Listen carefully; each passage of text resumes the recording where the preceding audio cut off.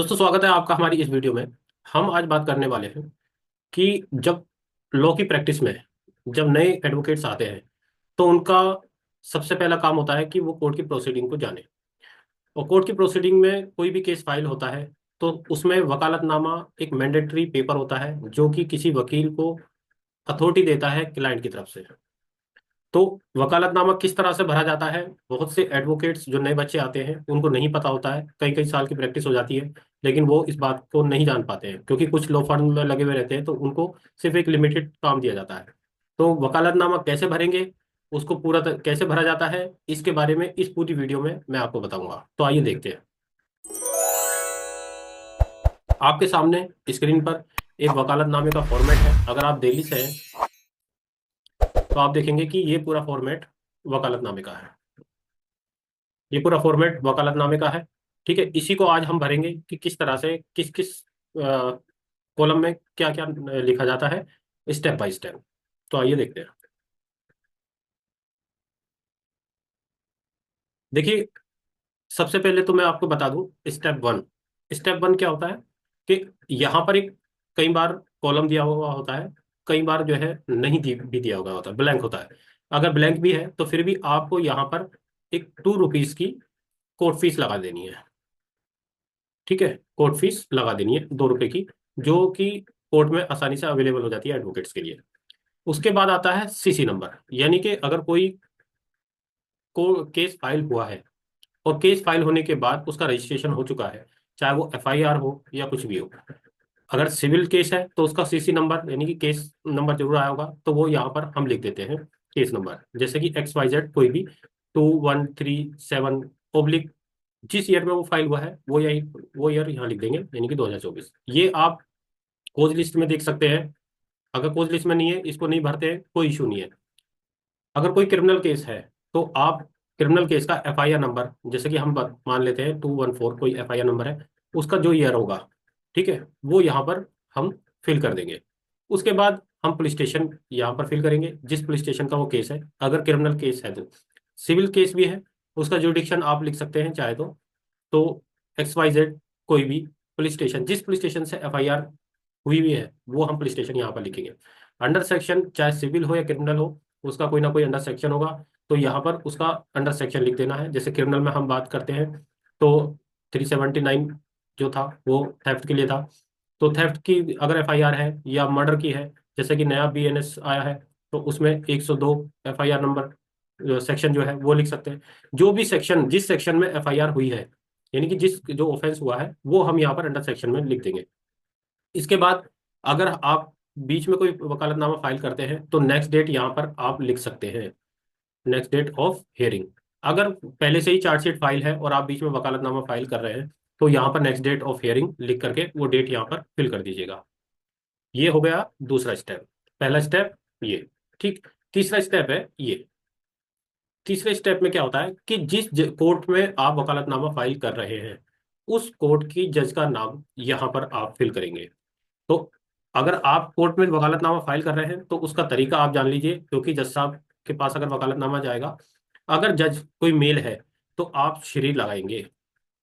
ठीक। अगर जज फीमेल है तो मिस लगाएंगे।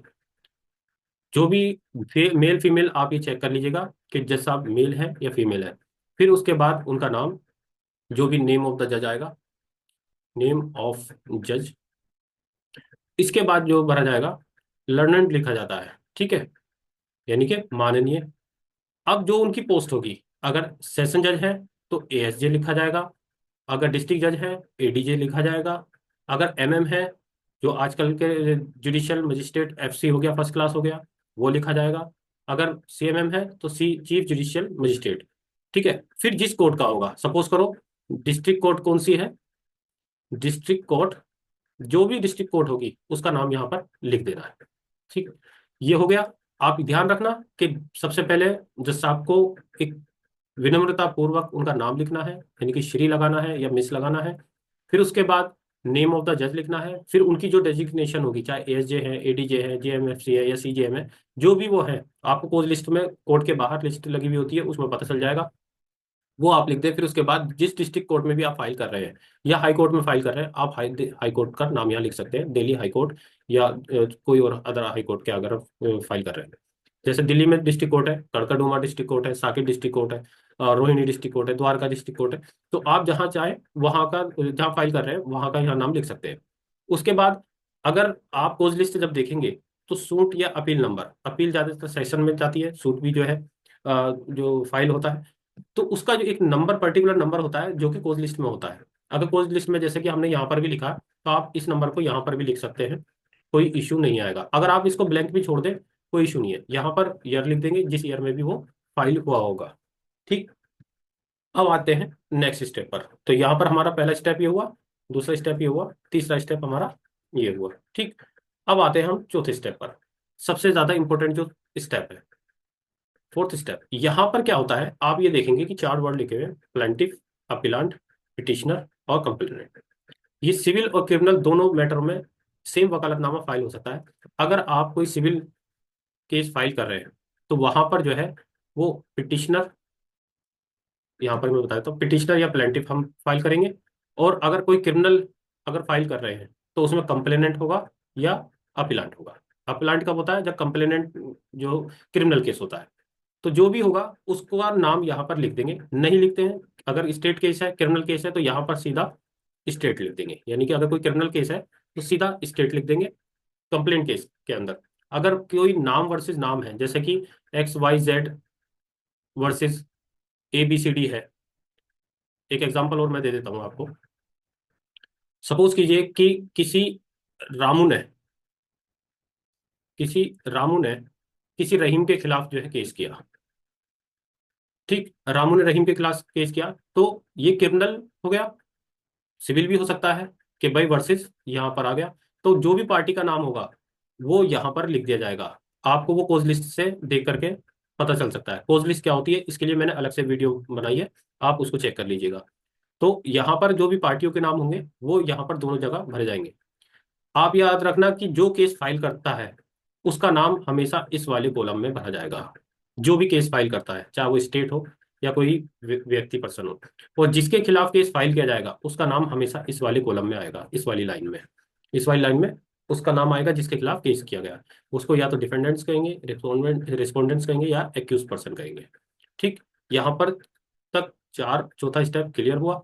अब आगे चलते हैं। अब हम जिस भी पर्सन के लिए होंगे, यहाँ पर दो पर्सन होते हैं, एक रामू है, एक रहीम है। मैंने सिर्फ एग्जाम्पल के लिए नाम दिए हैं। ठीक है, कोई अदरवाइज मत लेना इसमें।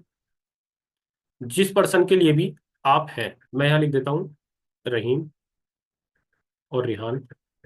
ठीक है। तो जिस भी पर्सन के लिए आप हो, अगर आप कंप्लेन स्टेट केस में है तो स्टेट केस में जिसकी तरफ से है उसका नाम।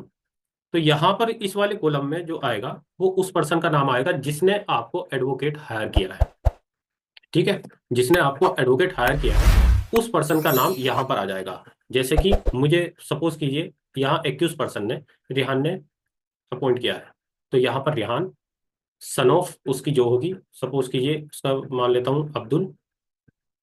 ठीक, रेसिडेंस उसका जो एड्रेस होगा, XYZ हाउस नंबर, जो भी उसका एड्रेस होगा वो यहाँ पर पूरी लाइन में एड्रेस,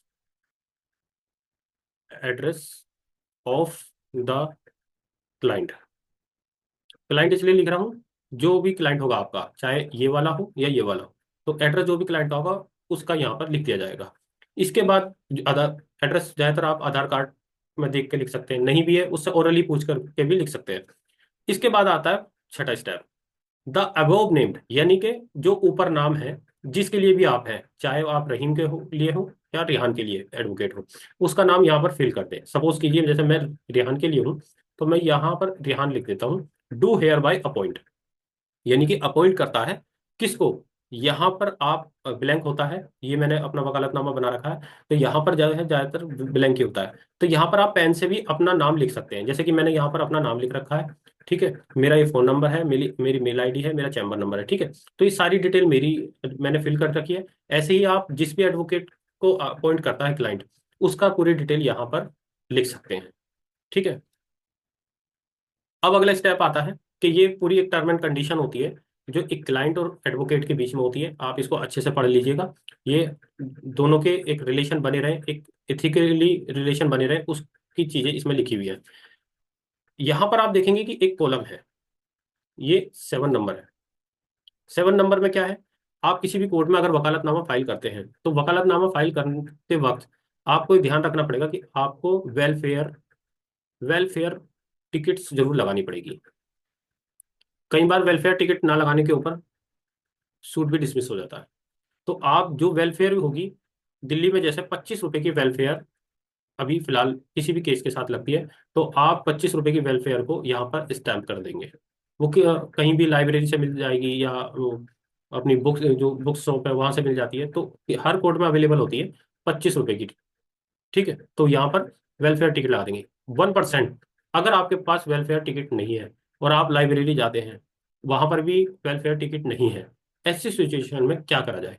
तो ऐसी सिचुएशन में अगर आपको वेलफेयर नहीं मिलती है और लाइब्रेरी में भी अवेलेबल नहीं है, तो आप एक ही काम करें कि लाइब्रेरी जाएं और लाइब्रेरी मैन जो वहां पर लाइब्रेरियन है उससे सीधा ये कहें कि भाई मेरे इस वकालतनामे पर आप स्टैंप लगा करके दो कि आपके पास वेलफेयर अवेलेबल नहीं है।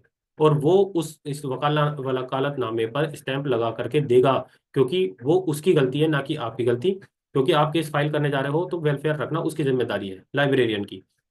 तो लाइब्रेरी में अगर नहीं मिलती है वेलफेयर, अगर बार ऑफिस में नहीं मिलती है, तो आप बार ऑफिस से भी स्टैंप लगवा सकते हैं, और वो फ्री ऑफ कॉस्ट लगती है स्टैंप।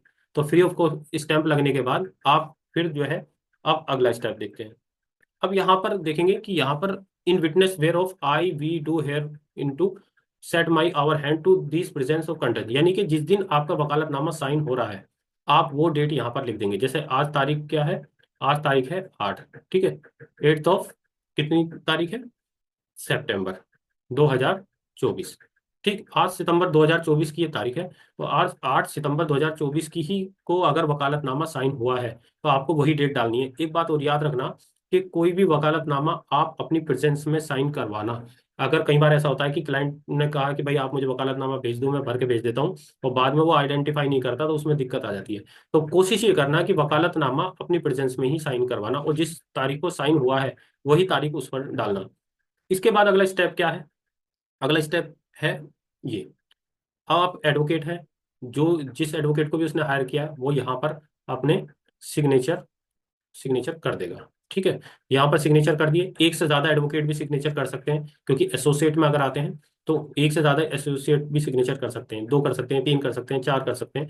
जितने यहाँ पर स्पेस है उतने कर सकते हैं, जितने चाहे मर्जी करा लो, उसकी कोई लिमिट नहीं है।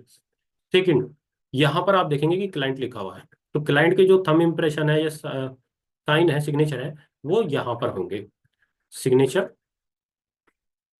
ऑफ क्लाइंट, ठीक है, सिग्नेचर ऑफ क्लाइंट। अब 2 स्पेस क्यों दिए गए हैं? कई बार होता है कि 2 क्लाइंट होते हैं, तो 2 का करा सकते हैं, वरना तो आप एक का भी, अगर आप एक के लिए हैं तो एक का करा लें, 2 के लिए हैं तो 2 का करा लें। बेस्ट ये है कि हर क्लाइंट के लिए अलग वकालतनामा आप साइन करवाएं और फाइल करें, बेस्ट वही होता है। वरना तो आप एक वकालतनामे में 2 क्लाइंट का भी करवा सकते हैं।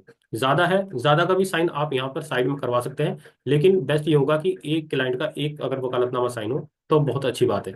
अब ध्यान रखिएगा कि mention person sign in my presence the client, यानी कि यहाँ साफ साफ लिखा हुआ है कि जो मेंशन पर्सन है, जो भी आपका क्लाइंट है, उसने साइन किए हैं किसकी, वकील की, एडवोकेट की प्रेजेंस में। तो कोशिश ये कीजिएगा कि वकालतनामा जो साइन हो वो एडवोकेट की प्रेजेंस में साइन हो। अगर सपोज कीजिए आप इंटर्न्स हैं, तो आप साइन करवा रहे हैं, तो अगर आपने भी साइन करवा लिया अपने सामने तो सुफिशिएंट है। ये नहीं कि वकील साहब होंगे तभी आप साइन करवाओगे, आप भी साइन करवा सकते हो, लेकिन प्रेजेंस होनी जरूरी है।